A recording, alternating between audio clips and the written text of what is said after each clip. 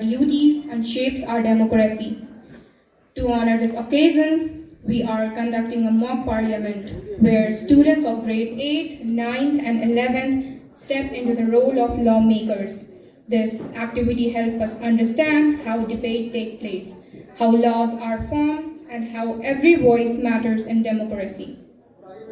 As we begin, let us remember the vision of Dr. B.R. Ambedkar and the Constituent Assembly, whose work continues to inspire our nation. With that spirit, I now declare the mock parliament session open. Let this session begin. Jai Hind, Jai Bharat.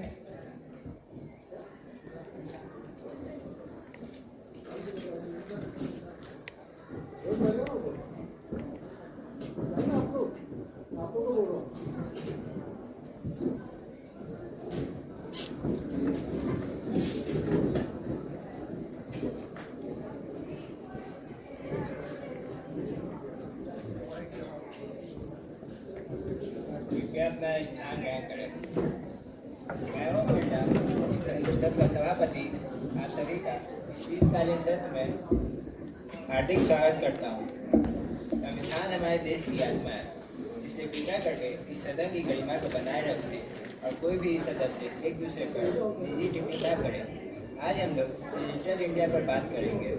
प्रत्येक सदस्य को एक निर्धारित समय दिया जाएगा, इसमें वो अपनी बात रखेंगे। अब सदन की कार्यवाही प्रारंभ की जाए। और प्रधानमंत्री जी कृपया इस सदन को संबोधित करें। ऑनरेबल स्पीकर सर, आज मैं आपके सामने एक सपना लेकर खड़ा हूँ। भारत का सपना, नए भारत का सपना, डिजिटल भारत का सपना। आप देख रहे हैं, ये फोन सिर्फ एक डिवाइस नहीं, ये आम आदमी की नए युग की तलवार है। ये वो जादू की छड़ी है जो एक चाय बेचने वाले को देश का चौकीदार बना देती है। और आज यही शक्ति देश के 140 भारतवासियों को मिल रही है। बहुत सालों तक हमारा देश दो रास्तों पर चलता रहा, एक तरफ बैलगाड़ी की रफ्तार और दूसरी तरफ बुलेट ट्रेन का सपना। लेकिन आज हमारी सरकार तीसरा रास्ता बनाने जा रही है, वो भी दृढ़ इच्छा शक्ति और सपने के साथ। डिजिटल रास्ता, एक ऐसा रास्ता जो स्टील का नहीं बल्कि प्रकाश, डेटा और ज्ञान का बना है। डिजिटल इंडिया सिर्फ एक क्लिक नहीं, ये देश की प्रगति का एक्सेलरेटर है। दूर बैठा कोची का मछुआरा व्हाट्सएप पर मैसेज करता है कि भाई मछली ताजी है, यूपीआई कर दो। ये बदलाव है, ये नई सोच है, ये डिजिटल भारत की आगाज है। गांव का किसान जिसका हक पहले दलालों के बीच खो जाता था, आज डिजिटल प्लेटफॉर्म ने उन दलालों को मिट्टी में मिला दिया है और किसान को उसका सही उचित ईमानदारी से हक मिल रहा है। दोस्तों, ये व्यवहार का बदलाव नहीं, ये भारतीय किसान की जीवन शैली का क्रांति है। डिजिटल इंडिया ने एक छोटे से शहर के युवा को दुनिया के साथ जोड़ दिया है। और दूरी अब रुकावट नहीं, सिर्फ एक क्लिक का फर्क है। लेकिन हर ताकत के साथ हमें अपने युवाओं को एक जिम्मेदारी भी सिखानी होगी, उसका सही इस्तेमाल। और उसका सही इस्तेमाल बहुत ज़रूरी है। हमें अपने युवाओं को जॉब सीकर नहीं, जॉब क्रिएटर बनाना होगा। 140 करोड़ लोग अगर एक साथ मिलकर आगे बढ़ें तो दुनिया का कोई भी बल भारत की रफ्तार नहीं रोक सकता। डिजिटल इंडिया ने भारत को एक बड़ा बाजार नहीं, दुनिया की सबसे बड़ी डिजिटल प्रयोगशाला बना दिया है। दोस्तों, चाय वाला से चौकीदार की कहानी तो पूरी दुनिया जानती है। चौकीदार से साइबर सैनिक बनने की ये बारी अब आ गई है। मैं देश का चौकीदार अभी प्रण लेता हूँ साइबर सैनिक बनने का। आइए हम इस बदलाव को अपनाएं, सोच और सुविधा के अंतर के बीच दीवार न बनने दें। गांव का किसान, शहर का मजदूर, पहाड़ों की आवाज, सबको इंटरनेट का सही हकदार बनाए। ऐसा भारत बनाए जहां अपॉर्चुनिटी, जहां युवाओं के सोच को शहर ना अपॉर्चुनिटी तय करे। ये नया भारत रुकता नहीं, ये नया भारत थकता नहीं, ये नया भारत बदलता है और बदलाव लाता है। ये यात्रा शुरू हो चुकी है, डिजिटल प्लेटफॉर्म ट्रेन से निकल चुकी है। अब हमारी जिम्मेदारी है, ये 140 करोड़ भारतवासियों की जिम्मेदारी है कि हम इस रफ्तार को रुकने नहीं देंगे और तेज करेंगे। जय हिंद, जय डिजिटल इंडिया। जयशंकर जी, आप अपनी बात रखें, आपके पास 5 मिनट का समय। The document that protects our right, guides our duties, and shapes our democracy. To honor this occasion, we are conducting a mock parliament where students of grade 8, 9th and 11th step into the role of lawmakers. This activity helps us understand how debate takes place, how laws are formed, and how every voice matters in democracy. As we begin, let us remember the vision of Dr. B.R. Ambedkar and the Constituent Assembly, whose work continues to inspire our nation. With that spirit, I now declare the mock parliament session open. Let the session begin. Jai Hind, Jai Bharat.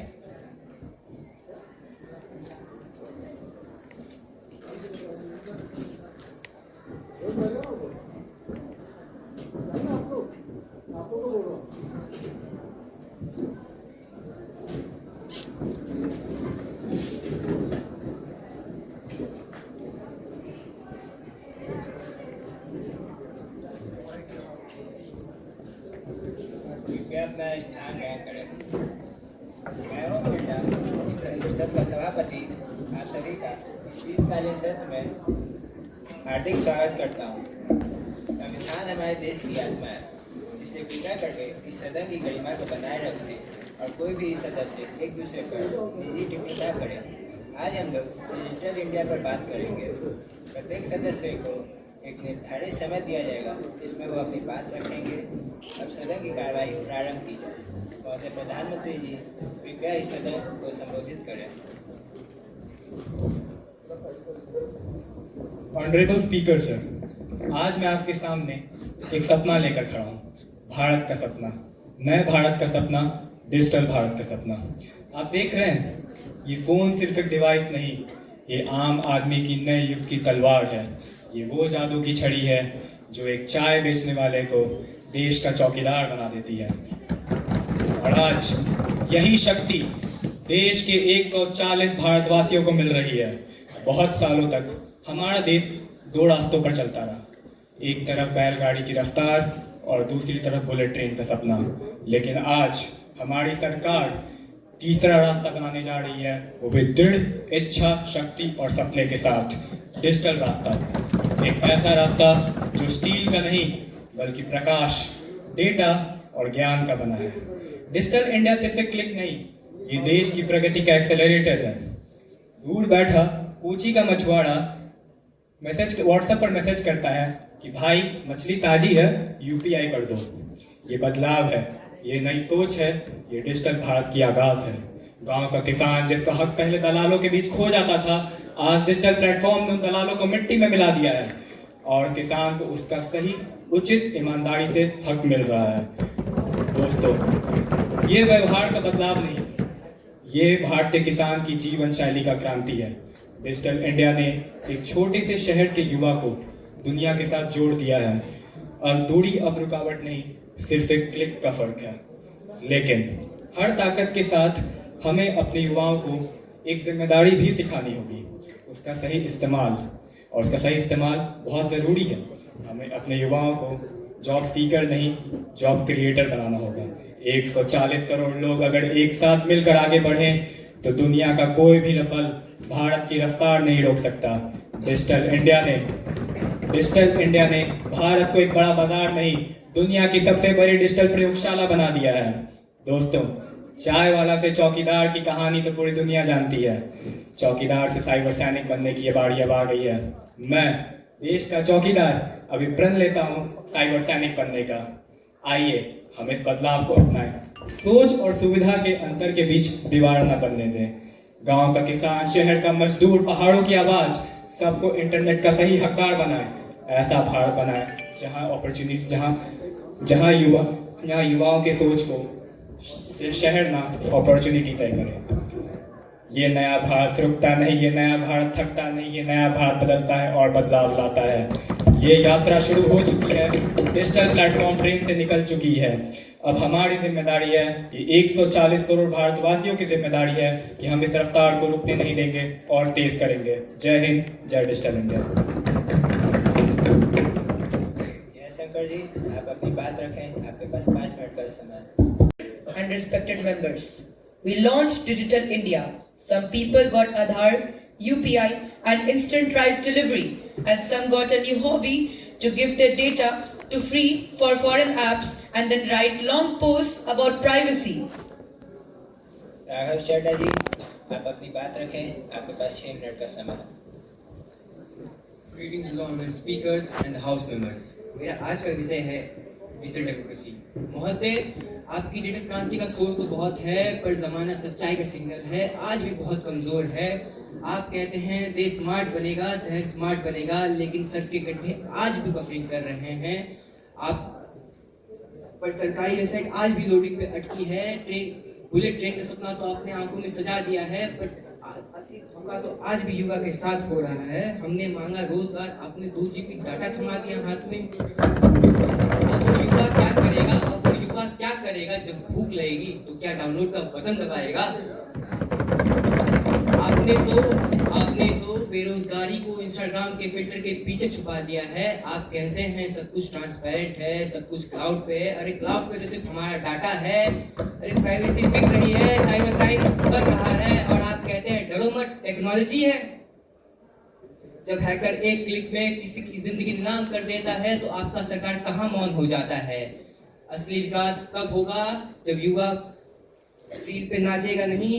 कब होगा? जब हमारी बेटी सड़क पे हो, चाहे cyber space में हो, दोनों जगह सुरक्षित हो। तो सुन लीजिए हुकूमत, स्क्रीन की रोशनी से पेट नहीं भरता और ट्रेंडिंग हैशटैग से देश विकास नहीं करता। और जिस दिन ये डिजिटल इंडिया का गुब्बारा फूटेगा ना, उस दिन बफरिंग नहीं, सीधा सिस्टम क्रैश होगा। जयशंकर जी, आप अपनी बात रखें। Before we talk about digital India, we must talk about the India that existed before it. 2011, half the country unbanked. 2009, no digital backbone, only the 2G scam. 2010, Commonwealth scam, technology missing, accountability missing, and transparency missing. Before 2014, files moved slower than justice and corruption moved faster than progress. That was not a digital gap, that was a systemic collapse. Present day global position. Today, India is no longer catching up. India is setting benchmarks. Over 11 countries have officially signed up or begun adopting UPI-like systems.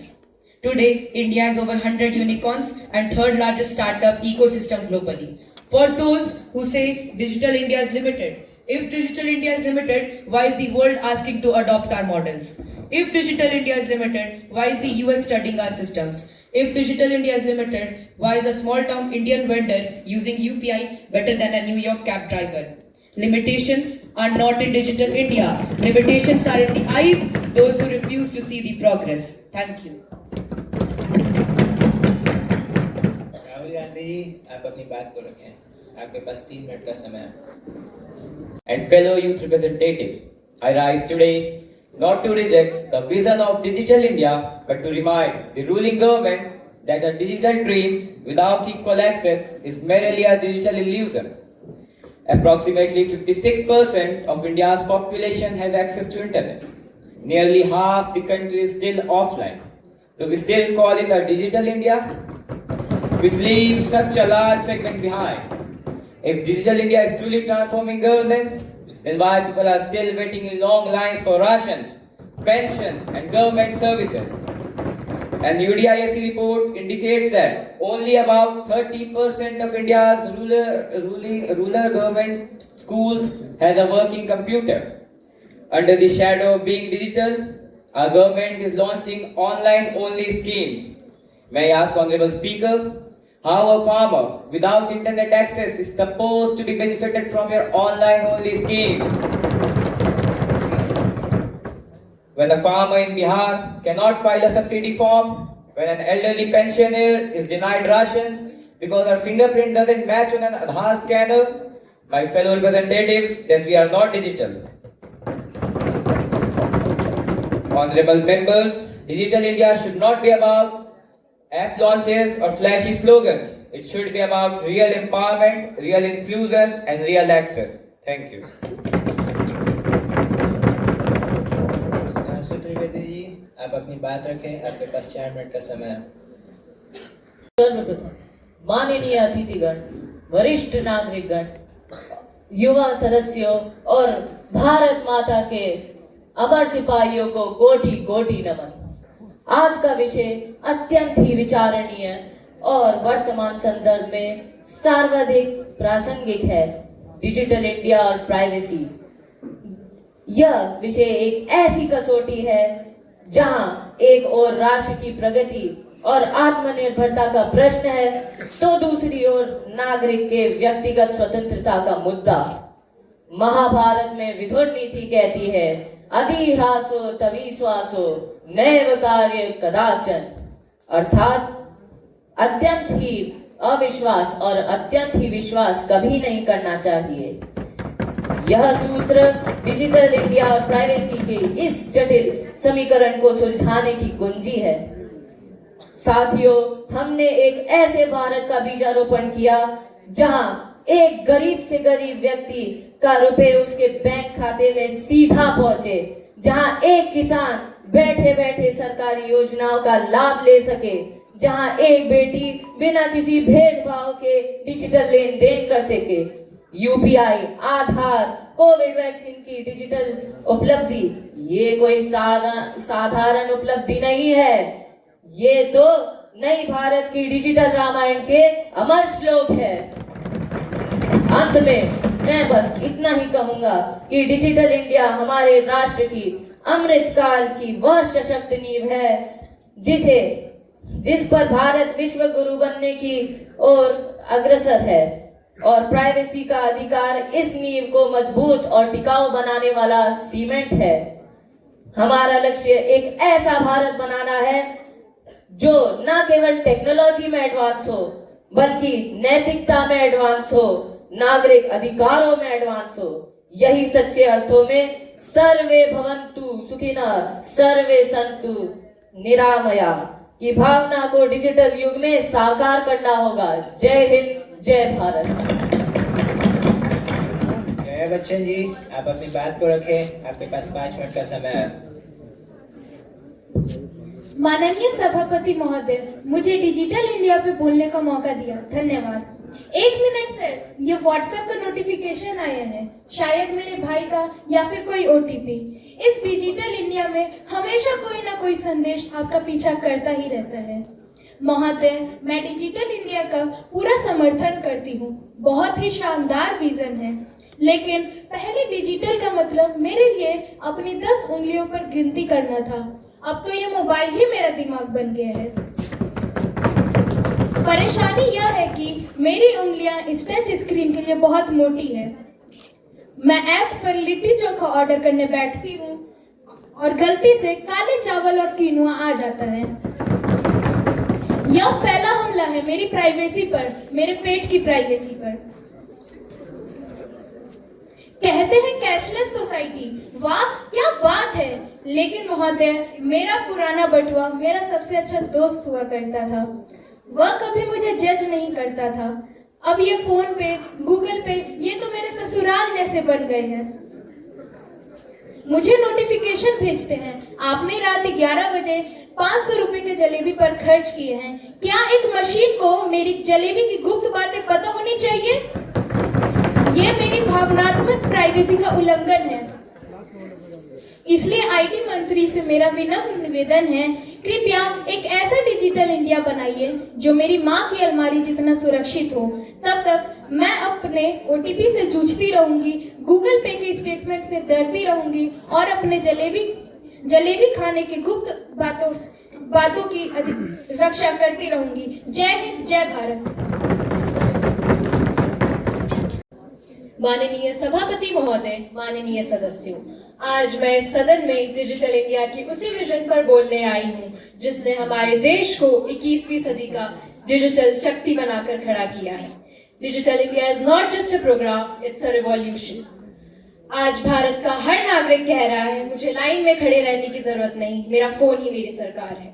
मेरे गांव में internet पहुंचा तो अवसर भी। मेरी बेटी digital skill सीख रही है तो उसका भविष्य सुरक्षित है। आप कहते हैं डिजिटल इंडिया ने क्या बदला? आज गांव का बच्चा ऑनलाइन क्लासेस ले रहा है। आयुष्मान भारत डिजिटल मिशन से हर नागरिक की हेल्थ आईडी बनी है। डॉक्टर, दवाई, इलाज एक क्लिक पर। Startup India, digital skilling, AI, robotics, coding, आज भारत में टैलेंट की कोई कमी नहीं है। India is becoming the digital workforce. विपक्ष कहता है अभी भी समस्याएं हैं, कहीं नेटवर्क नहीं, कहीं डिवाइसेस नहीं, कहीं अवेयरनेस नहीं। लेकिन मैं पूछना चाहूंगी, क्या परिवर्तन रुक कर होता है या चलकर, रुकावटों को पार कर कर? हमारी सरकार का स्पष्ट उद्देश्य है सबको इंटरनेट, सबको अवसर, सबके लिए तकनीक, सबकी पहुंच में सरकार। जय हिंद, जय भारत। प्रियंका गांधी जी, आप अपनी बात रखें, आपके पास 3 मिनट का समय है। माननीय अध्यक्ष महोदय, मैं इस सदन में डिजिटल इंडिया के नाम पर चल रही उस नीति के खिलाफ अपनी गहरी चिंता व्यक्त करना चाहती हूँ, जिसने देश के हर नागरिक की निजी जिंदगी पर सवाल निशान लगा दिया है। डिजिटलकरण एक साधन होना चाहिए, नागरिकों के अधिकारों को छीनने का हथियार नहीं। माननीय प्रधानमंत्री जी, आप तो सिर्फ अतीत की बातें करते हैं। 1965 में नेहरू जी ने ये किया, 1975 में इंदिरा जी ने वो किया। अरे वर्तमान की बातें कीजिए, आपकी सरकार ने क्या किया? आपकी सरकार सवाल देती है, जवाब पूछती है। इनका जवाब है मंगलसूत्र चुरा लिया और सिंदूर का बदला लिया। ये कहाँ का जवाब है? मैं माफी चाहूंगी। आज देश में एक ऐसा सर्विलेंस स्टेट खड़ा किया जा रहा है। सरकार की नजर हमारे जीवन के हर पहलू पर है। ये कहाँ का डिजिटल इंडिया का सपना है? मैं पूछना चाहूंगी, ये कहाँ का डिजिटल इंडिया का सपना है? डिजिटल इंडिया का लाभ तो सब तक नहीं पहुंचा, लेकिन डिजिटल जबरदस्ती ने गरीब, बुजुर्ग और ग्रामीण समुदाय को सबसे ज्यादा प्रभावित किया है। बिना इंटरनेट, बिना स्मार्टफोन के लोगों से डिजिटल लेन देन की बातें की जाती हैं। उनसे उम्मीद की जाती है कि वो उनका उपयोग करें। डिजिटल भारत नहीं, ये डिजिटल विभाजन है। एक स्वतंत्र लोकतंत्र में नागरिकों को बिना डरे अपनी बात रखने का अधिकार है। लेकिन जब हर लिंक, हर मैसेज, हर फोन कॉल नजर रखी जाएगी तो अभिव्यक्ति की स्वतंत्रता दम तोड़ देती है। यह लोकतंत्र की आत्मा के खिलाफ है। मैं सरकार से अपील करना चाहूंगी कि डिजिटल इंडिया को नागरिक के अधिकारों को कुचला ना जाए, उनका औजार न बनाया जाए। उनके लिए जनता आपसे सवाल पूछने का अधिकार रखती है और एक लोकतंत्र में यह अधिकार सुरक्षित रहना चाहिए। धन्यवाद। For Union Minister Jaishankar, sir, would you tell us in what way has digital globalization improved education and online learning in India? Digital globalization has taken quality education beyond classrooms, connecting every student from metros to villages to global lectures, resources, and universities. It has democratized learning, broken geographical barriers, and created a generational ready to compete on a global stage. Thank you, sir. मंत्री महोदया जी ने कहा AI, UPI, लेकिन जिस देश में लोगों के लिए वस्त्र, आवास, भोजन नहीं, वो डिजिटल इंडिया की बात कहां से करेंगे? गरीबी उन्मूलन के लिए आपकी सरकार क्या कर रही है? क्या आपके पास इसका कोई डेटा है? माननीय अध्यक्ष महोदय, विपक्ष द्वारा उठाए गए प्रश्नों का उत्तर मैं एक ही बात से शुरू करूंगी। डिजिटल इंडिया भूख मिटाने की जगह नहीं लेता, लेकिन भूख मिटाने के साधन जरूर पैदा करता है। सबसे पहले गरीबी, भोजन, आवास की बात की गई तो मैं स्पष्ट कर दूं, पिछले 10 वर्षों में 25 करोड़ लोग गरीबी रेखा से बाहर आए। प्रधानमंत्री गरीब आवास कल्याण योजना के तहत 4 करोड़ घर बने। तो मैं कहना चाहूंगी, लोगों के पास रोटी, घर नहीं है, इसलिए डिजिटल इंडिया समझ नहीं आता। माननीय अध्यक्ष महोदय, ये प्रश्न नहीं, बहाना है। गरीबी उन्मूलन का डेटा मांगा गया। जी हाँ, है हमारे पास डेटा। दुनिया के सबसे तेज गरीबी घटाने वाले देश आज भारत है। NITI Aayog multi dimensional poverty report 2024 के तहत 13 करोड़ लोग 5 साल में गरीबी से बाहर। डीबीटी के माध्यम से 3.1 लाख करोड़ रुपए सीधे लोगों के खाते में पहुंचे। यह डेटा और यह काम भी डिजिटल इंडिया से ही संभव हुआ है। हमारी सरकार गरीब की भी सुनती है, युवाओं को भी जोड़ती है और देश की सुरक्षा भी करती है। यही है न्यू डिजिटल इंडिया। धन्यवाद। सत्र समाप्त होता है। अब मीडिया के लोग अपना प्रश्न पूछ सकते हैं। Speaker, respected member of the House. Yes, I love this digital India. I really do. I can split the bill for a plate of momos with my friends within a second. Isn't that a national miracle? Wah Digital Bharat, wah. But honorable Speaker, with great power comes great confusion. Now, the government has my Aadhaar, my PAN, and probably they knows I ordered 3 plates of chaat last Tuesday. I'm not worried about the government, I'm worried about the apps. आप digital India को महिमा मंडित करते हैं। मैं आपसे पूछना चाहती हूँ, आपका डिजिटल भारत जब इतना समृद्ध हो चुका है, तो आपके अपने ही देश में आतंकवादी घुस निर्दोषों को पुलवामा में मार डालते हैं। प्रधानमंत्री जी, अगर हम कहेंगे कि युद्ध क्यों खत्म किया, तो आप कहेंगे देशद्रोही। अगर हम कहेंगे कि वाह मोदी जी वाह, तो आप कहेंगे देश प्रेमी। अगर हम कहेंगे कि सीज फायर क्यों हुआ, तो आप कहेंगे देशद्रोही। ऐसा नहीं होता सर, जनता जवाब चाहती है। हमने डिजिटल इंडिया की बात तो की, पर सच की बात कौन करेगा? सरकार कहती है इंडिया बदल रहा है, पर मैं पूछती हूँ क्या बदला है और किसके लिए बदला है? यदि डिजिटल इंडिया इतना सफल है, तो आज भी लाखों गांवों में नेटवर्क सर्चिंग ही क्यों बताता है? You talk about digital India, the farmers are weeping, they are committing suicide. आप डिजिटल क्रांति की बात करते हैं, but farmers still struggle for basic informations. Nirmala Sitharaman, आप अपनी बात रखें। आपके पास 4 मिनट का समय है। Honorable Speaker, Digital India is not just a campaign, it is the backbone of modern governance. We have created the world's largest digital public infrastructure, from online service to transparent government. If Aadhaar is so unsafe, why are you and your own leaders using it proudly? Today, UPI has made India the world digital payment leader. Aadhaar and PAN linking have blocked tax fraud and ensured benefit reach right to people. The opposition keeps shouting about privacy, but they cannot show a single verified case where the government leaked anyone's data, not one. On national security, especially Pulwama, we honor our brave soldiers. Yes, the attack was tragic, but for the first time in history, India responded with strength. We conducted the Balakot airstrike and destroyed the terror camps. Every time India progresses, some people get allergic reaction. Please get medicine, not misinformation.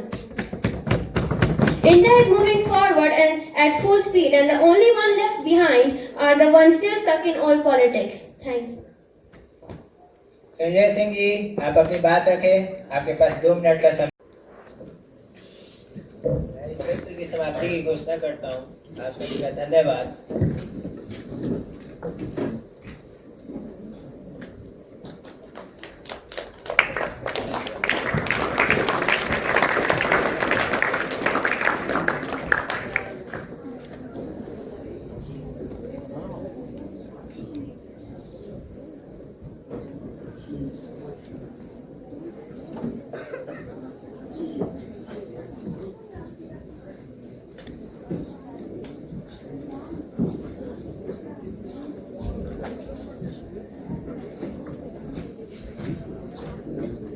Thank you so much, audience. So now we finish the session.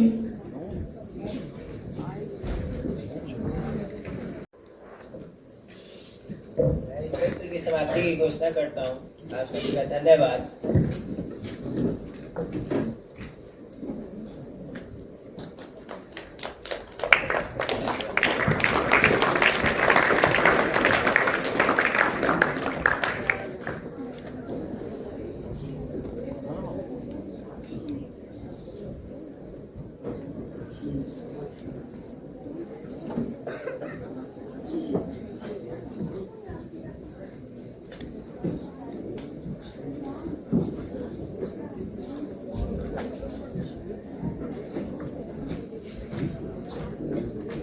Thank you so much, audience. So now we finish the session.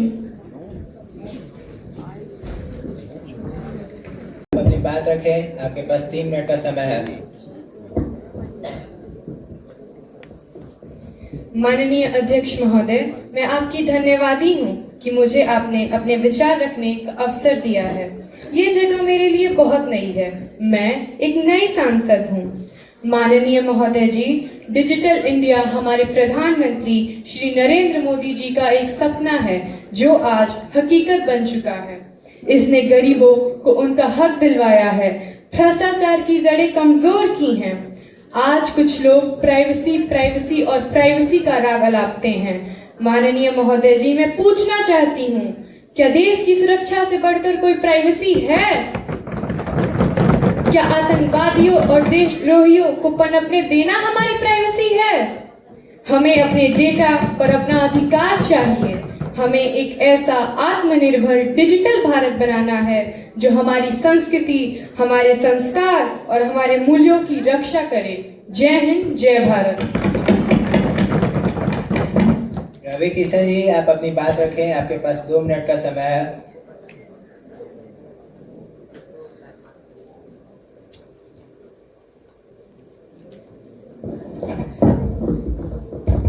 अरे भैया हो, हमारे प्रधानमंत्री जी तो क्रांति ला दी है, क्रांति। आप बात डिजिटल इंडिया की छोड़िए, यहाँ तो घाट भी डिजिटल हैं। जो यमुना मैया पहले इतनी गंदी थी, जहाँ लोग हर सुबह लोटा लेके जाया करते थे, अब वहाँ सफाई बा। इलेक्ट्रिक मशीन लागल बा चले खातिर, सोचो वहाँ चले में कितना आनंद आई। टाइमो ने लगी, एन्ने ओन्ने कहीं ना, सीधा प्रभु से भेंट हुई। यहाँ जे फूकाई सीधे स्वर्ग में जाई। हर हर महादेव।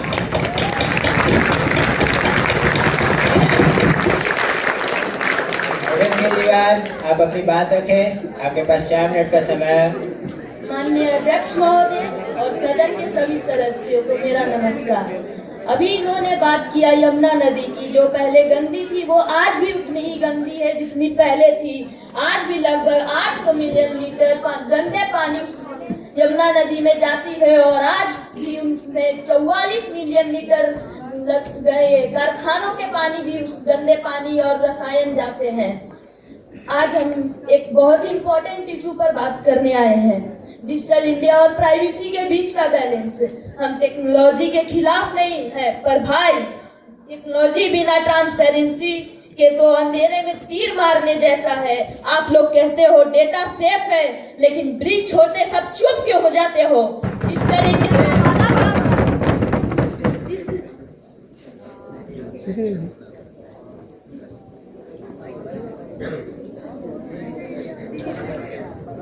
का वादा बड़ा है, पर प्राइवेसी का चैप्टर क्यों मिसिंग है?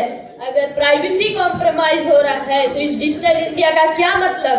डिजिटल इंडिया एक ऐसी गाड़ी है जिसका ब्रेक प्राइवेसी है और बिना ब्रेक के गाड़ी सीधा एक्सीडेंट करती है। माननीय अध्यक्ष महोदय, मैं मौजूदा सत्ताधिकारी सरकार से कुछ सवालात करना चाहूंगा। डिजिटल इंडिया अच्छी बात है, पर बिना प्राइवेसी के ये आधे अधूरे सपने जैसा है। अगर डेटा सुरक्षित नहीं तो डिजिटल प्रोग्रेस का क्या फायदा? आज देश का आम आदमी पूछना चाहता है, मेरा पर्सनल डेटा कौन देख रहा है? डिजिटल प्लेटफॉर्म बढ़ रहे हैं, पर अकाउंटेबिलिटी कौन लेगा? मैं पूछना चाहता हूँ, क्या गवर्नमेंट ने डेटा प्रोटेक्शन लॉ बनाया है? जब तक कानून मजबूत नहीं होगा तब तक डिजिटल इंडिया लोगों के हक को कमजोर करेगा। डिजिटल सिस्टम फेल होते हैं, सर्वर्स डाउन होते हैं और नुकसान झेलता कौन है? आम आदमी। जॉब्स, राशन, बैंक एक्सेस सब डिजिटल पर डिपेंड हो गया है, पर बैकअप सिस्टम की कोई गारंटी है? क्या आप बताना चाहेंगे कि कोई गारंटी लेकर बैठे हैं बैकअप सिस्टम की? आपने सिर्फ बेनिफिट्स तो गिना दिए, लेकिन रिस्क का क्या प्लान है? चेक्स एंड बैलेंस कहाँ है? मैं इनसे पूछना चाहूंगा, क्या इनके पास कोई जवाब है? रवि किशन जी, आप अपने जवाब में कुछ कहना चाहेंगे? डिजिटल इंडिया हमारे आदरणीय प्रधानमंत्री नरेंद्र मोदी जी द्वारा चालू किया गया एक अभियान है। ये कोनो गारंटी नहीं है। ऐसे में साइबर ब्रीच एक अकस्मात दुर्घटना है जिसको रोकने के लिए दिन प्रतिदिन बेहतर कानून लाए जा रहे हैं। दूसरी बात, नागरिक अपनी इच्छा से विदेशी सोशल मीडिया ऐपों पर जाकर अपनी जानकारी डालते हैं जहां से वो लीक होती है, इसमें सरकार का कोई दोष नहीं है केजरीवाल जी। और यदि डिजिटल इंडिया अभियान सफल नहीं है तो क्यों विश्व की बड़ी से बड़ी महाशक्ति भी भारत के साथ मिलकर वैज्ञानिक खोज करना चाहती है? क्यों यूएन भी हमारे यहाँ स्थित सिस्टमों को लेकर शिक्षा ले रहा है? और बच्चों की शिक्षा के लिए दिए गए फंड में से 1000 करोड़ चुराने वाले केजरीवाल जी, शर्म नहीं आती सदन में आकर विकास की बातें करते हुए? मुंह से भ्रष्टाचार की बातें शोभा नहीं देती। आप अपनी जगह पे बैठे। सयानी घोष, आप अपनी बात रखें। आपके पास 3 मिनट का समय है। माननीय अध्यक्ष महोदय, मैं आपकी धन्यवादी हूँ कि मुझे आपने अपने विचार रखने का अवसर दिया है। ये जगह मेरे लिए बहुत नई है। मैं एक नई सांसद हूँ। माननीय महोदय जी, डिजिटल इंडिया हमारे प्रधानमंत्री श्री नरेंद्र मोदी जी का एक सपना है जो आज हकीकत बन चुका है। इसने गरीबों को उनका हक दिलवाया है, भ्रष्टाचार की जड़ें कमजोर की हैं। आज कुछ लोग प्राइवेसी और प्राइवेसी का राग अलापते हैं। माननीय महोदय जी, मैं पूछना चाहती हूँ, क्या देश की सुरक्षा से बढ़कर कोई प्राइवेसी है? क्या आतंकवादियों और देशद्रोहियों को पनपने देना हमारी प्राइवेसी है? हमें अपने डेटा पर अपना अधिकार चाहिए। हमें एक ऐसा आत्मनिर्भर डिजिटल भारत बनाना है जो हमारी संस्कृति, हमारे संस्कार और हमारे मूल्यों की रक्षा करे। जय हिंद, जय भारत। रवि किशन जी, आप अपनी बात रखें। आपके पास 2 मिनट का समय है।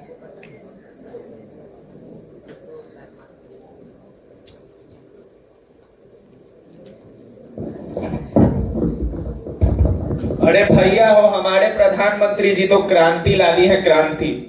आप बात डिजिटल इंडिया की छोड़िए, यहाँ तो घाट भी डिजिटल हैं। जो यमुना मैया पहले इतनी गंदी थी जहाँ लोग हर सुबह लोटा लेके जाया करते थे, अब वहाँ सफाई बा। इलेक्ट्रिक मशीन लागल बा चले खाती, सोचो वहाँ चले में कितना आनंद आई। टाइमो ने लगी, एन्ने उन्ने कहीं ना सीधा प्रभु से भेंट हुई। यहाँ जे फूकाई सीधे स्वर्ग में जाई। हर हर महादेव।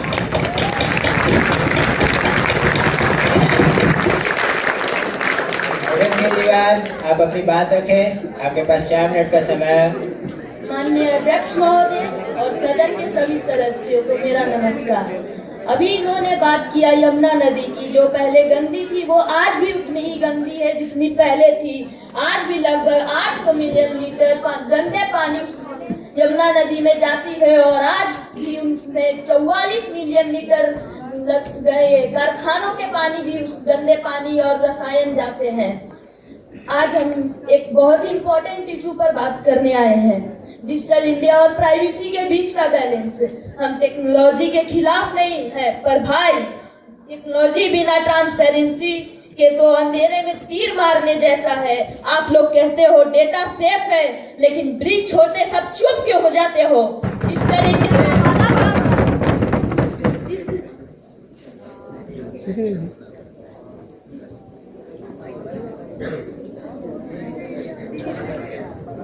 का वादा बड़ा है, पर प्राइवेसी का चैप्टर क्यों मिसिंग है? अगर प्राइवेसी कॉम्प्रोमाइज हो रहा है तो इस डिजिटल इंडिया का क्या मतलब? डिजिटल इंडिया एक ऐसी गाड़ी है जिसका ब्रेक प्राइवेसी है और बिना ब्रेक के गाड़ी सीधा एक्सीडेंट करती है। माननीय अध्यक्ष महोदय, मैं मौजूदा सत्ताधिकारी सरकार से कुछ सवालात करना चाहूंगा।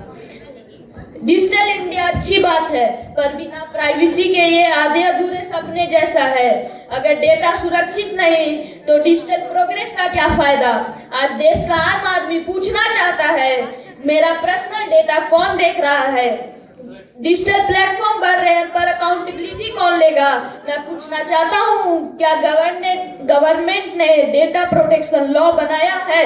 जब तक कानून मजबूत नहीं होगा तब तक डिजिटल इंडिया लोगों के हक को कमजोर करेगा। डिजिटल सिस्टम फेल होते हैं, सर्वर्स डाउन होते हैं और नुकसान झेलता कौन है? आम आदमी। जॉब्स, राशन, बैंक एक्सेस सब डिजिटल पर डिपेंड हो गया है, पर बैकअप सिस्टम की कोई गारंटी है? क्या आप बताना चाहेंगे कि कोई गारंटी लेकर बैठे हैं बैकअप सिस्टम की? आपने सिर्फ बेनिफिट्स तो गिना दिए, लेकिन रिस्क का क्या प्लान है? चेक्स एंड बैलेंस कहाँ है? मैं इनसे पूछना चाहूंगा, क्या इनके पास कोई जवाब है? रवि किशन जी, आप अपने जवाब में कुछ कहना चाहेंगे? डिजिटल इंडिया हमारे आदरणीय प्रधानमंत्री नरेंद्र मोदी जी द्वारा चालू किया गया एक अभियान है। ये कोनो गारंटी नहीं है। ऐसे में साइबर ब्रीच एक अकस्मात दुर्घटना है जिसको रोकने के लिए दिन प्रतिदिन बेहतर कानून लाए जा रहे हैं। दूसरी बात, नागरिक अपनी इच्छा से विदेशी सोशल मीडिया ऐपों पर जाकर अपनी जानकारी डालते हैं जहां से वो लीक होती है। इसमें सरकार का कोई दोष नहीं है केजरीवाल जी। और यदि डिजिटल इंडिया अभियान सफल नहीं है तो क्यों विश्व की बड़ी से बड़ी महाशक्ति भी भारत के साथ मिलकर वैज्ञानिक खोज करना चाहती है? क्यों यूएन भी हमारे यहाँ स्थित सिस्टमों को लेकर शिक्षा ले रहा है? और बच्चों की शिक्षा के लिए दिए गए फंड में से 1000 करोड़ चुराने वाले केजरीवाल जी, शर्म नहीं आती सदन में आकर विकास की बातें करते हुए? मुंह से भ्रष्टाचार की बातें शोभा नहीं देती। आप अपनी जगह पे बैठे। सयानी घोष, आप अपनी बात रखें। प्रधानमंत्री जी, आप गोदी मीडिया से अपनी चाटुकारिता करवाते रहिए, मुझे उससे कोई आपत्ति नहीं। लेकिन जब भारत के विदेश सचिव की बेटी के विरुद्ध आपके एक मंत्री ने अश्लील टिप्पणी दी, तब आप कहाँ थे? जब हमारे देश के सैनिक सीमा पर बहादुर से जंग लड़ रहे थे, तब आपकी गोदी मीडिया गलत खबरें दिखा रही थी, तब आप कहाँ थे? माननीय महोदय, राजीव जी की एक कविता है, वो बड़े अच्छे कवि हैं, उन्होंने लिखा है, मैं सदन के सामने सुनाना चाहूंगा। खाओ डिजिटल, गाओ डिजिटल, देश का बैंड बजाओ डिजिटल, रुपया डिजिटल, बैंक भी डिजिटल और सेना का टैंक भी डिजिटल। बच्चे पाएं डिजिटल शिक्षा और फिर मांगे डिजिटल भिक्षा। बच्चे पाएं डिजिटल शिक्षा और फिर मांगे डिजिटल भिक्षा। डिजिटल डॉक्टर, डिजिटल गोली, डिजिटल ईद और डिजिटल होली, डिजिटल सड़क और डिजिटल कार, डिजिटल सांसद और सरकार। डिजिटल खेत में करो किसानी, डिजिटल खाद तो डिजिटल पानी, डिजिटल दूध और डिजिटल गाय, डिजिटल चीनी, डिजिटल चाय। भर के खाओ डिजिटल रोटी और फिर कर दो डिजिटल पोटी। संबित पात्रा, आप अपनी बात रखें, आपके पास 6 मिनट का समय है। माननीय अध्यक्ष महोदय, विपक्ष के माननीय सदस्य, राहुल गांधी जी ने 56% किसानों की इंटरनेट पहुंच की बात उठाई है। मैं इस आंकड़े से आंख नहीं मूंदूंगा क्योंकि हम जमीनी सच्चाई को जानते हैं। लेकिन मैं सदन को याद दिलाना चाहता हूं कि 56% का आंकड़ा केवल एक चुनौती नहीं है, यह उस शून्य को दर्शाता है जिसे पहले की सरकार इस विषय पर मौन थी। इंटरनेट विस्तार 2014 में जहां देश में 25 करोड़ इंटरनेट कनेक्शन थे, वहीं आज इनकी संख्या बढ़कर 97 करोड़ के आसपास पहुंच गई है। यह डिजिटल इंडिया की सफलता का प्रमाण है। यह 56% का अंतर तब का है जब इंटरनेट डेटा की कीमतें 270 रुपए प्रति जीबी हुआ करती थी। तब डेटा को इतना महंगा क्यों कर रखा था कि किसान इसे खरीद ही ना पाए। ग्रामीण पहुंच हमने भारत नेट परियोजना को युद्ध स्तर पर बढ़ाया है। 6 लाख से अधिक गांवों में कनेक्टिविटी पहुंची है और 3.5 लाख से अधिक पीएम वाणी पब्लिक वाईफाई हॉटस्पॉट लगाए गए हैं। यह सरकार दूरसंचार घनत्व टेलीडेंसिटी को ग्रामीण क्षेत्रों में बढ़ाने के लिए 4G संतृप्त परियोजना चला रही है। मैं पूछता हूं, जब किसानों के लिए कनेक्टिविटी इतनी जरूरी थी तो पिछली सरकार ने इस तरह का समयबद्ध और मिशन आधारित काम क्यों नहीं किया?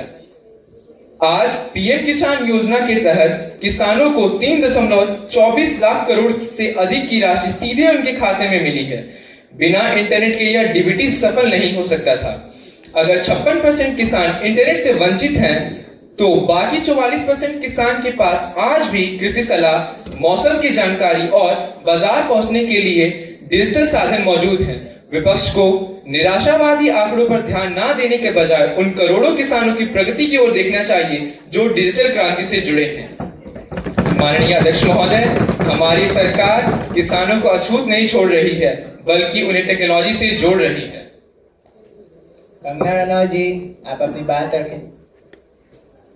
महुआ मोहित्रा, आप अपनी बात को रखें।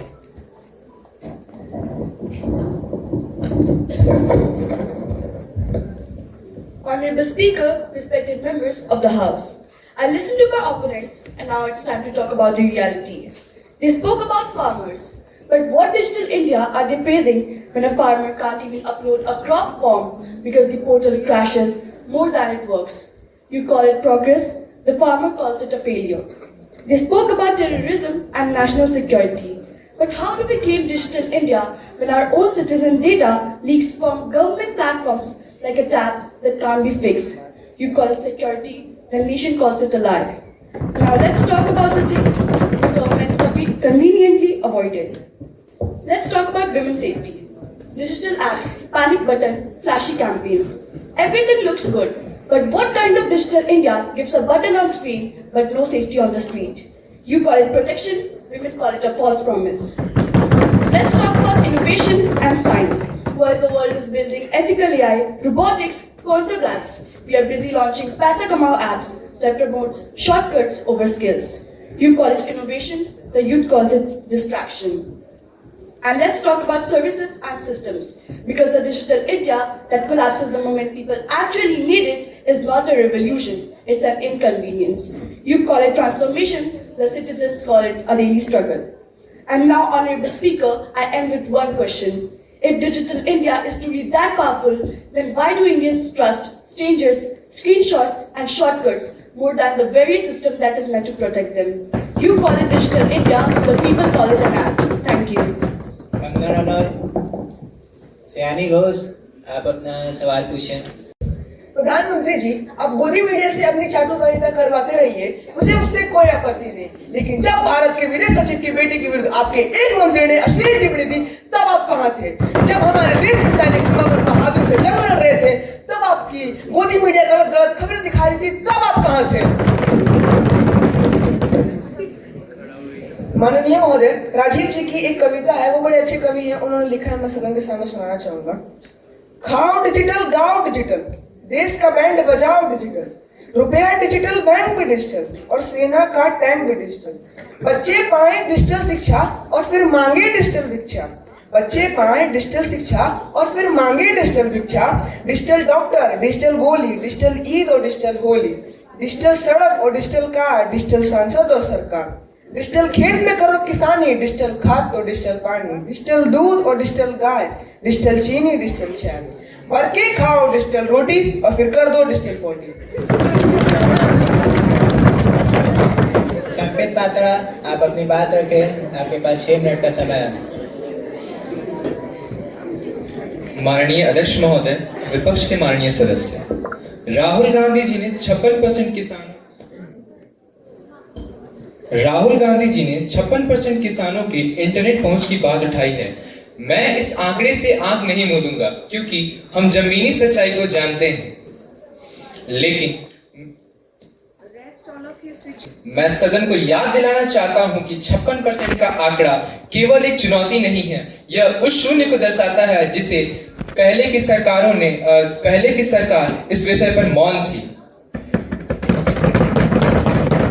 इंटरनेट विस्तार 2014 में जहां देश में 25 करोड़ इंटरनेट कनेक्शन थे, वहीं आज इनकी संख्या बढ़कर 97 करोड़ के आसपास पहुंच गई है। यह डिजिटल इंडिया की सफलता का प्रमाण है। यह 56% का अंतर तब का है जब इंटरनेट डेटा की कीमतें 270 रुपए प्रति जीबी हुआ करती थी। तब डेटा को इतना महंगा क्यों कर रखा था कि किसान इसे खरीद ही ना पाए। ग्रामीण पहुंच हमने भारत नेट परियोजना को युद्ध स्तर पर बढ़ाया है।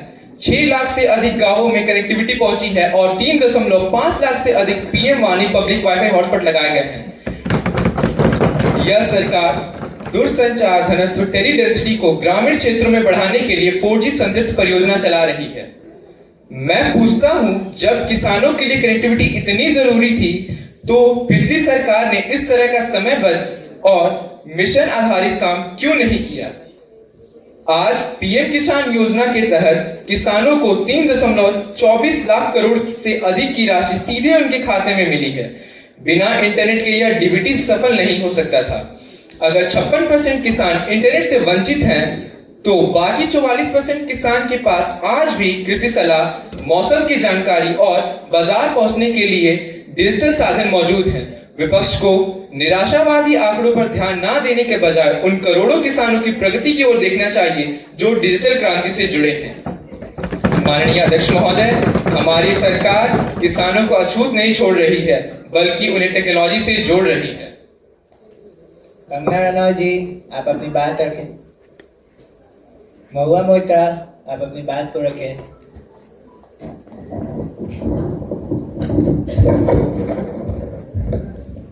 Honorable Speaker, respected members of the House, I listened to my opponents and now it's time to talk about the reality. They spoke about farmers, but what digital India are they praising when a farmer can't even upload a crop form because the portal crashes more than it works? You call it progress, the farmer calls it a failure. They spoke about terrorism and national security. But how do we claim digital India when our own citizen data leaks from government platforms like a tap that can't be fixed? You call it security, the nation calls it a lie. Now let's talk about the things the government conveniently avoided. Let's talk about women's safety. Digital apps, panic button, flashy campaigns. Everything looks good. But what kind of digital India gives a button on screen but no safety on the street? You call it protection, women call it a false promise. Let's talk about innovation and science. While the world is building ethical AI, robotics, quantum labs, we are busy launching Paisa Kamao apps that promotes shortcuts over skills. You call it innovation, the youth calls it distraction. And let's talk about services and systems. Because a digital India that collapses the moment people actually need it is not a revolution, it's an inconvenience. You call it transformation, the citizens call it a daily struggle. And now, Honorable Speaker, I end with one question. If digital India is truly that powerful, then why do Indians trust strangers, screenshots and shortcuts more than the very system that is meant to protect them? You call it digital India, the people call it an act. Thank you. Kangana Ranaut, सयानी घोष, आप अपना सवाल पूछें। Asked to Honorable Finance Minister, how has the globalization boosted India's startup and the e-commerce sector? Digital globalization has transformed education in India in a very real, measurable way. Today, student in small town has access to same quality of learning as student in Delhi or Mumbai. Through online learning apps, virtual classrooms and global webinars and e-content, students learn faster, learn better, so that's the impact. Thank you, ma'am. मैं रवि किशन जी से सवाल करना चाहूँगा। जहाँ USA 60% invest करता है AI में और जहाँ चाइना 20% इन्वेस्ट करता है, वहाँ हमारा देश बस 0.5% इन्वेस्ट करता है। क्या हमारा देश बस एआई का यूजर बन के रह जाएगा या हमारा देश भी एआई टेक्नोलॉजी का प्रोड्यूसर बनेगा? अरे भैया, जहां कुछ देश महंगा और बंद डिजिटल इंफ्रास्ट्रक्चर बनाता है, वहीं हमारी सरकार खुला और सस्ता एआई इंफ्रास्ट्रक्चर बना रही है। हमनी के देश में कंप्यूटर इंफ्रास्ट्रक्चर बढ़ावल जाता, नया एआई रिसर्च सेंटर खोलल जाता, डीप टेक स्टार्टअप्स पर ध्यान दिया जा रहा है और लाखों युवा को डिजिटल टेक्नोलॉजी की शिक्षा दी जा रही है। पहले की सरकार कुछ डिजिटल इंफ्रास्ट्रक्चर और इनोवेशन पर ध्यान नहीं दे पावले, लेकिन हमनी के सरकार युवा के स्किल और कैपेबिलिटी को बढ़ाते हुए भारत के युवा को यूजर से डिजिटल प्रोड्यूसर बना रहा है। धन्यवाद। मेरा प्रश्न माननीय मंत्री सुधांशु त्रिवेदी जी से है। क्या डिजिटल वर्ल्ड की वजह से भारत में हमारे सांस्कृतिक और पारंपरिक मूल्यों पर गिरावट आई है? देखिए, पहली बात तो जो संस्कृति और परंपरा पिछले 5000 सालों से अभी तक अखंड और अजय है, तो वो एक स्मार्टफोन से नहीं हिलने वाली है। और देखिए, डिजिटल वर्ल्ड ने इस हमारी संस्कृति और परंपरा को एक नया स्तर दिया है, जिस पे हमारी जो संस्कृति और परंपरा है वो पूरे विश्व में ग्लोबलाइज हो गई है। धन्यवाद। मेरा प्रश्न यूनियन मिनिस्टर जयशंकर जी से है। डिजिटल ग्लोबलाइजेशन की वजह से भारत का डेटा सिक्योरिटी एंड प्राइवेसी खतरे में कैसे है?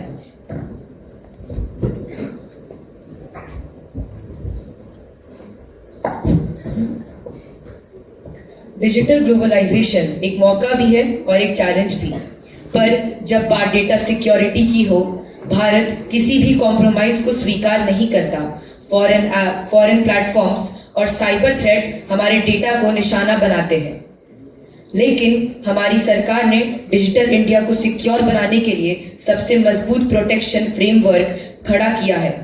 आज भारत दुनिया को दिखा रहा है कि हम ग्लोबलाइजेशन को अपने हाथों अपने साथ पर अपनी डिजिटल सोवरेनिटी की रक्षा और भी ज्यादा संकल्प के साथ करते हैं। धन्यवाद। धन्यवाद sir. I have a question for Sumit Batra. Sir, would you tell us how has digital globalization helped India become an IT and software hub? सर्वप्रथम मेरे अपने मीडिया भाइयों और बहनों को मेरा सादर प्रणाम। यह वैश्वीकरण जिसमें इंटरनेट और डिजिटल संचार के माध्यम से दुनिया को जोड़ा, भारतीय कंपनियों को वैश्विक स्तर पर आउटसोर्सिंग और आईटी सेवाएं प्रदान करने का विशाल बाजार दिया। कम लागत और एक बड़े अंग्रेजी बोलने वाले कुशल कार्यबल की उपलब्धता ने भारत को विदेशी कंपनियों के लिए एक आकर्षक गंतव्य बना दिया। सॉफ्टवेयर निर्यात में भारी वृद्धि हुई, जिससे भारत की अर्थव्यवस्था को बढ़ावा मिला और देश को दुनिया के प्रमुख सोर्सिंग डेस्टिनेशन के रूप में स्थापित किया गया। धन्यवाद। I have a question for Finance Minister Nirmala Sitharaman.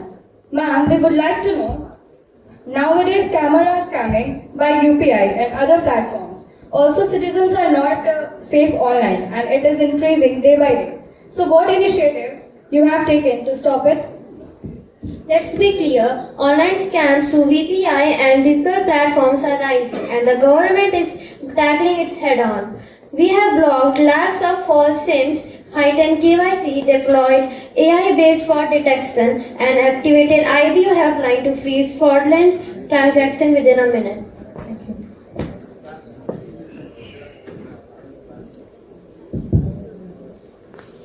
धन्यवाद आप लोगों।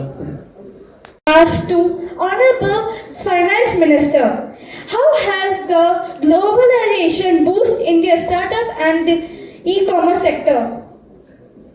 Digital globalization has transformed education in India in a very real, measurable way. Today, student in small town has access to same quality of learning as student in Delhi or Mumbai. Through online learning apps, virtual classrooms and global webinars and e-content, students learn faster, learn better, so that's the impact. Thank you, ma'am. मैं रवि किशन जी से सवाल करना चाहूँगा। जहाँ USA 60% invest करता है AI में और जहाँ चाइना 20% इन्वेस्ट करता है, वहाँ हमारा देश बस 0.5% इन्वेस्ट करता है। क्या हमारा देश बस एआई का यूजर बन के रह जाएगा या हमारा देश भी एआई टेक्नोलॉजी का प्रोड्यूसर बनेगा? अरे भैया, जहां कुछ देश महंगा और बंद डिजिटल इंफ्रास्ट्रक्चर बनाता है, वहीं हमारी सरकार खुला और सस्ता एआई इंफ्रास्ट्रक्चर बना रही है। हमनी के देश में कंप्यूटर इंफ्रास्ट्रक्चर बढ़ावल जाता, नया एआई रिसर्च सेंटर खोलल जाता, डीप टेक स्टार्टअप्स पर ध्यान दिया जा रहा है और लाखों युवा को डिजिटल टेक्नोलॉजी की शिक्षा दी जा रही है। पहले की सरकार कुछ डिजिटल इंफ्रास्ट्रक्चर और इनोवेशन पर ध्यान नहीं दे पावले, लेकिन हमनी के सरकार युवा के स्किल और कैपेबिलिटी को बढ़ाते हुए भारत के युवा को यूजर से डिजिटल प्रोड्यूसर बना रहा है। धन्यवाद। मेरा प्रश्न माननीय मंत्री सुधांशु त्रिवेदी जी से है। क्या डिजिटल वर्ल्ड की वजह से भारत में हमारे सांस्कृतिक और पारंपरिक मूल्यों पर गिरावट आई है? देखिए, पहली बात तो जो संस्कृति और परंपरा पिछले 5000 सालों से अभी तक अखंड और अजय है, तो वो एक स्मार्टफोन से नहीं हिलने वाली। और देखिए, डिजिटल वर्ल्ड ने इस हमारी संस्कृति और परंपरा को एक नया स्तर दिया है, जिस पे हमारी जो संस्कृति और परंपरा है वो पूरे विश्व में ग्लोबलाइज हो गई है। धन्यवाद। मेरा प्रश्न यूनियन मिनिस्टर जयशंकर जी से है। डिजिटल ग्लोबलाइजेशन की वजह से भारत का डेटा सिक्योरिटी एंड प्राइवेसी खतरे में कैसे है?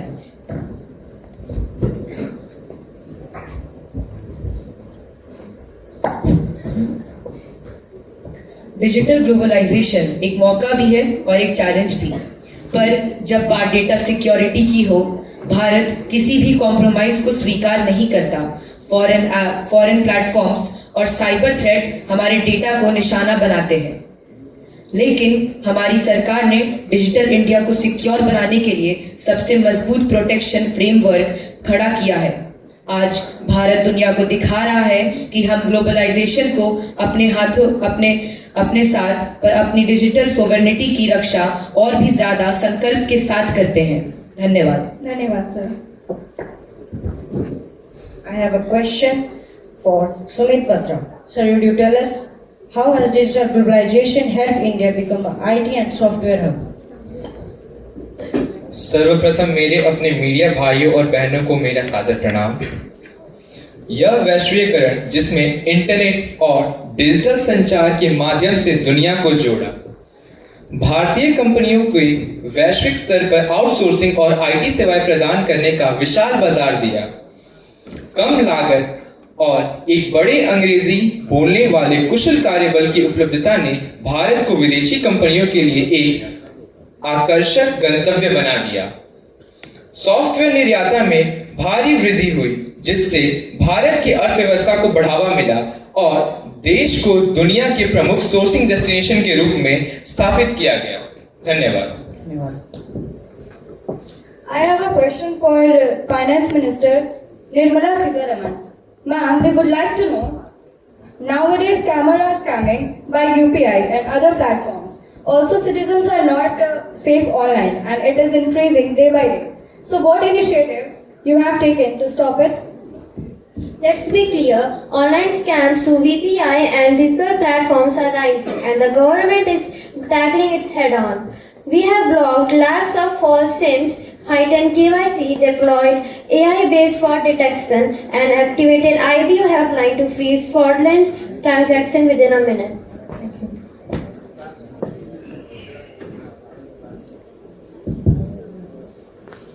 धन्यवाद।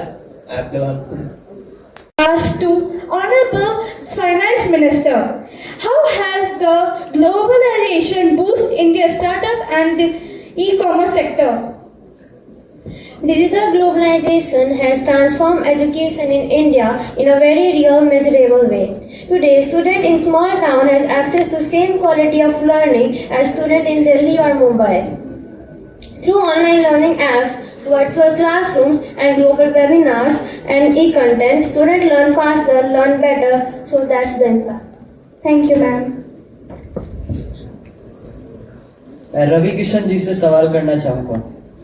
जहाँ यूएसए 60% इन्वेस्ट करता है AI में और जहाँ चाइना 20% इन्वेस्ट करता है, वहाँ हमारा देश बस 0.5% इन्वेस्ट करता है। क्या हमारा देश बस AI का यूजर बन के रह जाएगा या हमारा देश भी AI टेक्नोलॉजी का प्रोड्यूसर बनेगा? अरे भैया, जहां कुछ देश महंगा और बंद डिजिटल इंफ्रास्ट्रक्चर बनाता है, वहीं हमारी सरकार खुला और सस्ता AI इंफ्रास्ट्रक्चर बना रही है। हमनी के देश में कंप्यूटर इंफ्रास्ट्रक्चर बढ़ावल जाता, नया AI रिसर्च सेंटर खोलल जाता, डीप टेक स्टार्टअप्स पर ध्यान दिया जा रहा है और लाखों युवा को डिजिटल टेक्नोलॉजी की शिक्षा दी जा रही है। पहले की सरकार कुछ डिजिटल इंफ्रास्ट्रक्चर और इनोवेशन पर ध्यान नहीं दे पाउले, लेकिन हमनी के सरकार युवा के स्किल और कैपेबिलिटी को बढ़ाते हुए भारत के युवा को यूजर से डिजिटल प्रोड्यूसर बना रहा है। धन्यवाद। मेरा प्रश्न माननीय मंत्री सुधांशु त्रिवेदी जी से है। क्या डिजिटल वर्ल्ड की वजह से भारत में हमारे सांस्कृतिक और पारंपरिक मूल्यों पर गिरावट आई है? देखिए, पहली बात तो जो संस्कृति और परंपरा पिछले 5000 सालों से अभी तक अखंड और अजय है, तो वो एक स्मार्टफोन से नहीं हिलने वाली। और देखिए, डिजिटल वर्ल्ड ने इस हमारी संस्कृति और परंपरा को एक नया स्तर दिया है, जिस पे हमारी जो संस्कृति और परंपरा है वो पूरे विश्व में ग्लोबलाइज हो गई है। धन्यवाद। मेरा प्रश्न यूनियन मिनिस्टर जयशंकर जी से है। डिजिटल ग्लोबलाइजेशन की वजह से भारत का डेटा सिक्योरिटी एंड प्राइवेसी खतरे में कैसे है?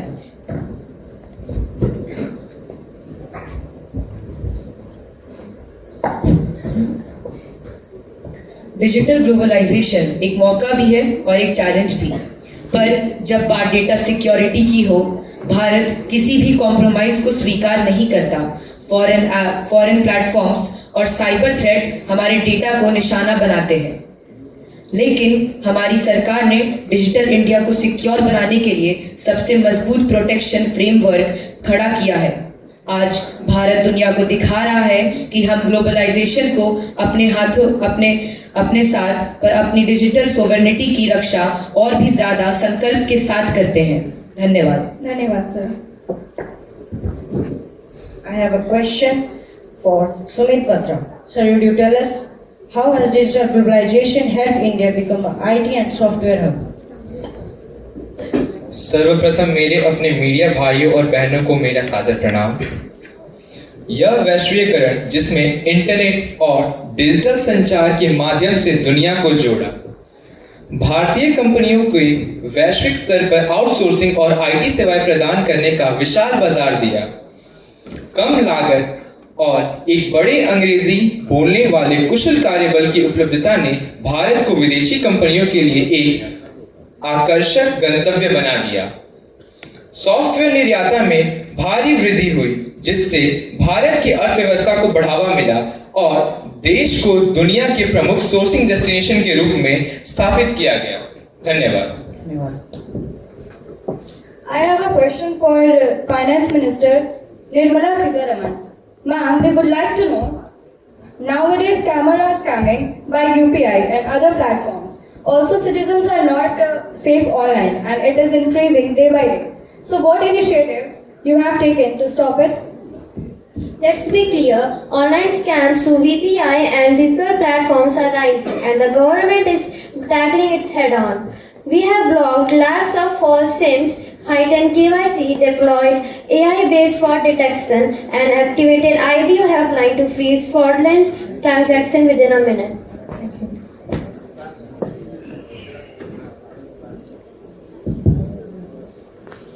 धन्यवाद। आप लोग आप सभी का बहुत बहुत आभार हमारे इस प्रोग्राम में आने के लिए। और ये जो सेशन है ये आप लोगों के लिए है, अभिभावकों के लिए है। तो आप बताइए हमें कि आज का हमारा जो प्रोग्राम था, जो कि हमारे अपने बच्चों का था गोविंदा इंटरनेशनल स्कूल में, ये आपको कैसा लगा? क्या आप में से कोई भी शेयर करना चाहेंगे कि बच्चों की जो प्रस्तुति थी आपके सामने वो आपको कैसी लगी? सर आप प्लीज़। काफ़ी अच्छा रहा बच्चों का, सभी बच्चों ने अच्छा पार्टिसिपेट किया है और आशा करते हैं कि आगे भी और लोग इससे भी और अच्छे पसंद दें और अच्छा परफॉर्मेंस करें। धन्यवाद। बहुत बहुत धन्यवाद सर। आप हमें ये बता सकते हैं कि जितनी भी प्रस्तुति अभी आपके सामने की गई उनमें से आपको सबसे बेहतरीन किसका लगा? कोई तो होगा जो आपका फेवरेट कैरेक्टर बना हो आज के हमारे स्टूडेंट के परफॉर्मेंस के बाद। तो आपको सबसे अच्छी प्रस्तुति किसकी लगी आज? कोई भी अगर बताना चाहेंगे? मैम क्या बताना चाहेंगी? अकॉर्डिंग टू मी मुझे लगता है सब बच्चों ने अपना 100% दिया है और मेरे लिए बहुत ही मुश्किल है कि मैं बोल पाऊँ कि किसी एक बच्चे ने बहुत अच्छा किया, क्योंकि सबने मतलब बहुत ज़्यादा मेहनत की है। तो आई एम रियली सॉरी, मैं तो ये बोलूँगी कि सबने बहुत अच्छा किया है। आई am really impressed by everyone's performance. Thank you so much ma'am for your valuable feedback. Okay, next question भी है हमारे पास अभी लिस्ट में, और अब मैं ये जानना चाहूँगी कि स्कूल के कोड ऑफ कंडक्ट के बारे में अगर आपकी कोई राय या आपका कोई मशवरा हो जो कि अभिभावकगण या फिर हमारे पेरेंट्स हमसे शेयर करना चाहेंगे तो हमें बहुत बहुत खुशी होगी। सर मैम आप में से कोई भी अगर ये करना चाहे कि स्कूल में क्या सारी चीज़ें होनी चाहिए, क्या अच्छी चीज़ें आपको लगती है हमारे विद्यालय के बारे में, और क्या सारी चीज़ें हैं जहाँ पे कुछ काम होना चाहिए? जी ज़रूर। एक्चुअली मैम मैं ये चाहूँगी कि जैसा मैंने सुना है कि गर्ल्स को स्पोर्ट्स में थोड़ा ज़्यादा पार्टिसिपेट करने दिया जाना चाहिए as of like cricket and all इन सारी चीज़ों में उन्हें और ज़्यादा मतलब प्रोत्साहन देना चाहिए जिससे जैसे वो लोग को भी लगे ये ना बोला जाए कि हाँ कि तुम लड़की हो ये लड़की को नहीं खेलना चाहिए वाला गेम या फिर ऐसा इसलिए गर्ल्स को बॉयज़ को दोनों को इक्वली ट्रीट किया जाए। Thank you so much ma'am, आपने बहुत ही गहन बात करी है और ये बात में बिल्कुल ही सच्चाई है कि आज के हमारे इस डेवलपिंग सोसाइटी में अपकमिंग सोसाइटी में जेंडर बायस जैसा कोई काम नहीं रह गया है मैम। अगर आप मेच्योर हो अगर आप डेवलपिंग हो तो सबसे पहले प्रायोरिटी ये होता है कि जो काम है उसमें समानता दिया जाए और हाउस होल्ड कोर हो या घर का काम या फिर बाहर का काम आज की डेट में चाहे स्त्री हो या पुरुष लड़की हो या लड़के सभी के सभी बराबर है और किसी भी खास काम का कोई मान्यता नहीं है किसी भी लिंग भेद को लेकर या जेंडर बायसनेस को लेकर। तो आपने बहुत ही अच्छी बात कही है ma'am and I am really impressed to know about your point. I am very thankful to you for telling us for letting us know about this point ma'am, thank you so much. और भी कुछ अगर आप अपनी तरफ से कहना चाहें कि कहाँ सुधार चाहिए या फिर कैसा लग रहा है या फिर इस बार का जो प्रेजेंस था इसको अगली बार कैसे अच्छा किया जाए, तो आप सभी का बहुत बहुत आभार होगा। क्या आप में से कोई भी कुछ और फीडबैक शेयर करना चाहेंगे? मैम आप यहाँ पे आके हमेशा मुझे अच्छा लगा। साइंस एग्जीबिशन में भी मैं आई थी और ओके सारे बच्चों ने बहुत अच्छा परफॉर्म किया है। इवन साइंस प्रोजेक्ट बहुत अच्छा बनाया था। आज के दिन भी सारे बच्चों ने बहुत अच्छा परफॉर्म किया। एक्चुअली मैं थोड़ा लेट आई थी बट इनिशियल वाला पार्ट शायद थोड़ा मिस कर गई बट लास्ट पार्ट बहुत अच्छा था। Specially सियाली that girl was so beautiful presentation and confident बहुत अच्छा और रवि किशन जी का भी बहुत अच्छा था। चलिए सारे बच्चों ने एक्चुअली बहुत अच्छा किया है बट स्पेशली मुझे दो बच्चों का थोड़ा ज्यादा अच्छा लगा है ना। ऐसे सबने अच्छा किया है। Well done, keep it up बच्चों।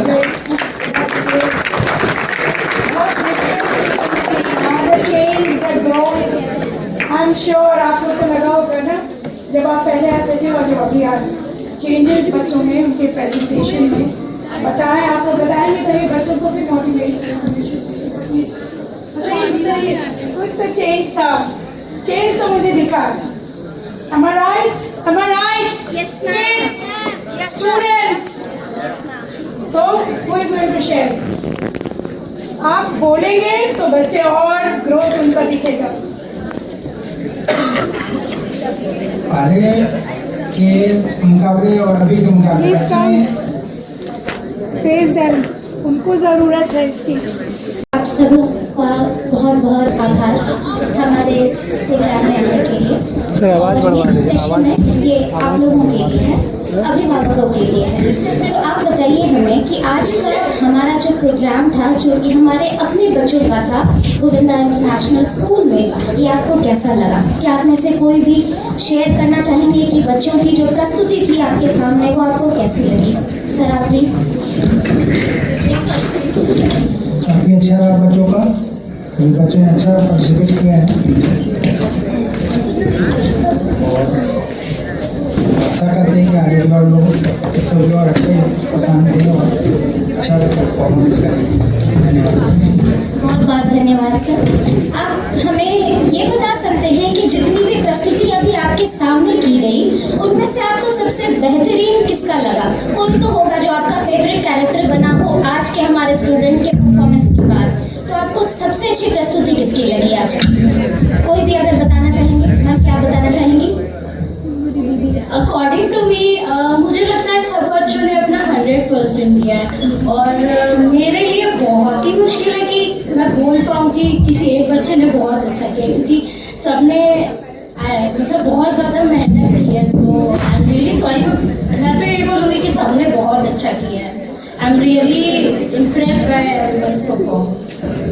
Thank you so much, ma'am, for your valuable feedback. Okay, next question भी है हमारे पास अभी लिस्ट में, और अब मैं ये जानना चाहूँगी कि स्कूल के कोड ऑफ कंडक्ट के बारे में अगर आपकी कोई राय या आपका कोई मशवरा हो जो कि अभिभावकगण या फिर हमारे पेरेंट्स हमसे शेयर करना चाहेंगे तो हमें बहुत बहुत खुशी होगी। सर, मैम, आप में से कोई भी अगर ये करना चाहे कि स्कूल में क्या सारी चीज़ें होनी चाहिए, क्या अच्छी चीज़ें आपको लगती है हमारे विद्यालय के बारे में, और क्या सारी चीज़ें हैं जहाँ पे कुछ काम होना चाहिए। जी ज़रूर।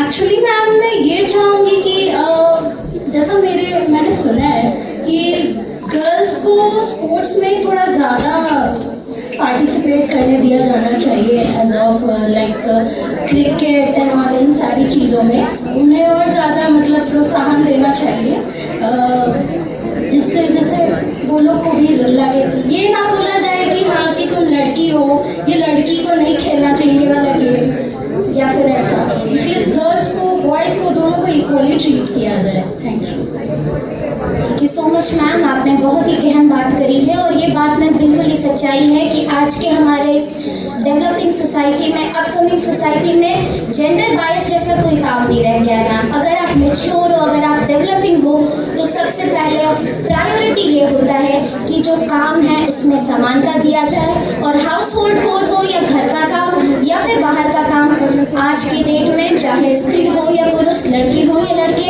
सभी के सभी बराबर हैं, और किसी भी खास काम का कोई मान्यता नहीं है किसी भी लिंग भेद को लेकर या जेंडर बायसनेस को लेकर। तो आपने बहुत ही अच्छी बात कही है ma'am, and I am really impressed to know about your point. I am very thankful to you for telling us, for letting us know about this point ma'am. Thank you so much. और भी कुछ अगर आप अपनी तरफ से कहना चाहें कि कहाँ सुधार चाहिए, या फिर कैसा लग रहा है, या फिर इस बार का जो प्रेजेंस था इसको अगली बार कैसे अच्छा किया जाए, तो आप सभी का बहुत बहुत आभार होगा। क्या आप में से कोई भी कुछ और फीडबैक शेयर करना चाहेंगे? मैम, आप यहाँ पे आके हमेशा मुझे अच्छा लगा। साइंस एग्जीबिशन में भी मैं आई थी, और ओके सारे बच्चों ने बहुत अच्छा परफॉर्म किया है। इवन साइंस प्रोजेक्ट बहुत अच्छा बनाया था। आज के दिन भी सारे बच्चों ने बहुत अच्छा परफॉर्म किया। एक्चुअली मैं थोड़ा लेट आई थी, बट इनिशियल वाला पार्ट शायद थोड़ा मिस कर गई, बट लास्ट पार्ट बहुत अच्छा था, specially सियाली। That girl was so beautiful presentation and confident. बहुत अच्छा और रवि किशन जी का भी बहुत अच्छा था। चलिए, सारे बच्चों ने एक्चुअली बहुत अच्छा किया है, बट स्पेशली मुझे 2 बच्चों का थोड़ा ज्यादा अच्छा लगा, है ना? ऐसे सबने अच्छा किया है। Well done, keep it up बच्चों।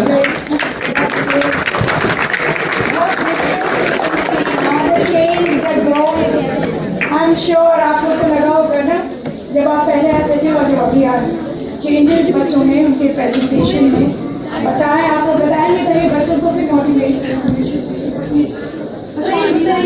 कुछ तो चेंज था, चेंज तो मुझे दिखा।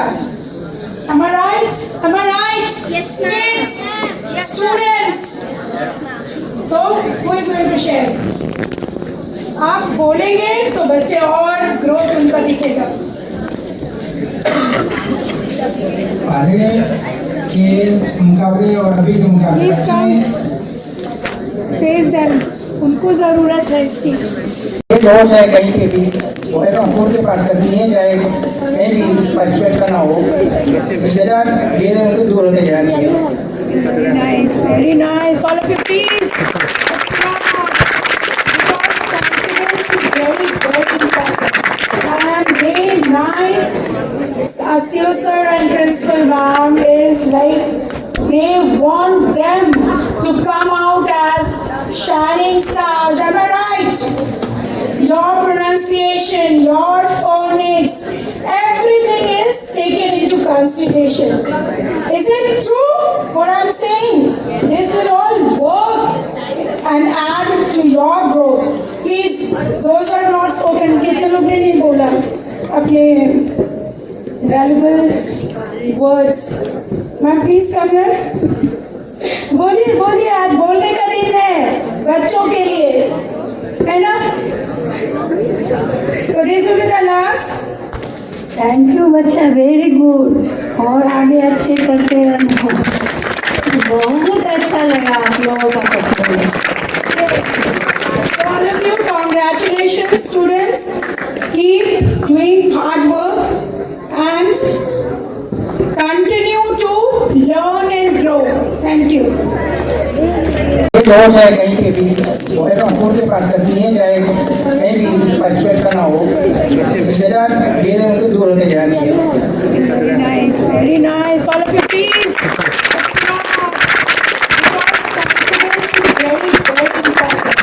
And day night, Asio sir and Principal Ma'am is like they want them to come out as shining stars. Am I right? Your pronunciation, your phonics, everything is taken into consideration. Is it true what I'm saying? This will all work and add to your growth. Please, those are not spoken. कितने लोग ने नहीं बोला अपने valuable words. Ma'am, please come here. बोलिए बोलिए, आज बोलने का दिन है बच्चों के लिए, है ना? So this will be the last. Thank you बच्चा, वेरी गुड, और आगे अच्छे करते रहना। बहुत अच्छा लगा आप लोगों का performance. All of you, congratulations students. Keep